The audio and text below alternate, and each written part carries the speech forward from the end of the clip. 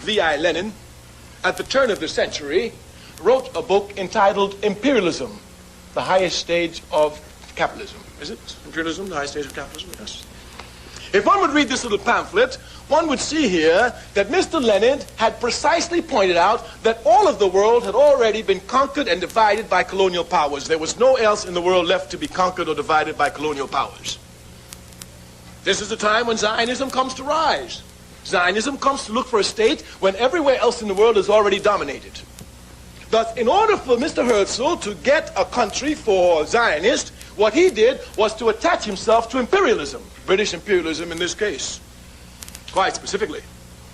Of course, as an African who suffered under the heels of British imperialism, I can have no love for it, and certainly I cannot love anyone who attaches themselves to it and attaches themselves to it for the foundation of a state and then call this a liberation movement. Liberation movements fight against imperialism, not with it.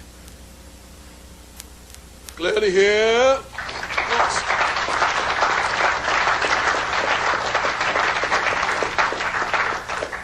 The legal foundation of the State of Israel is what is known as the Balfour Declaration. This declaration was issued in 1917. A man in the government of Britain named Balfour wrote a paper and promised the Jews a national home.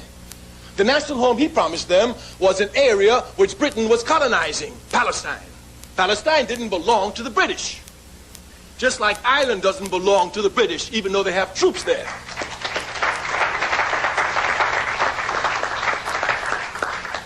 But here, these British imperialists signed a note and gave it to the Jews and they accepted it. Where is the morality for this?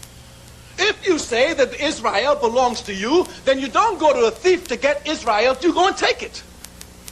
Once you go to an immoral being such as British imperialism, and this is the basis for you getting the land, then clearly here those who are truly liberation fighters must question this.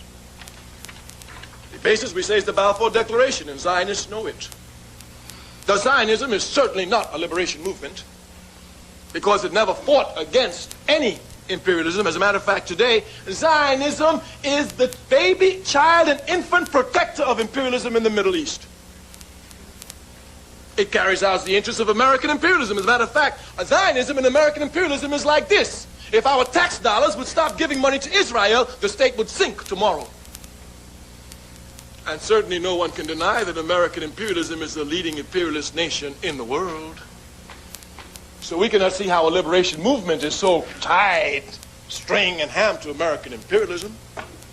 They work hand in hand with American imperialism. Thus they can hardly be a liberation movement.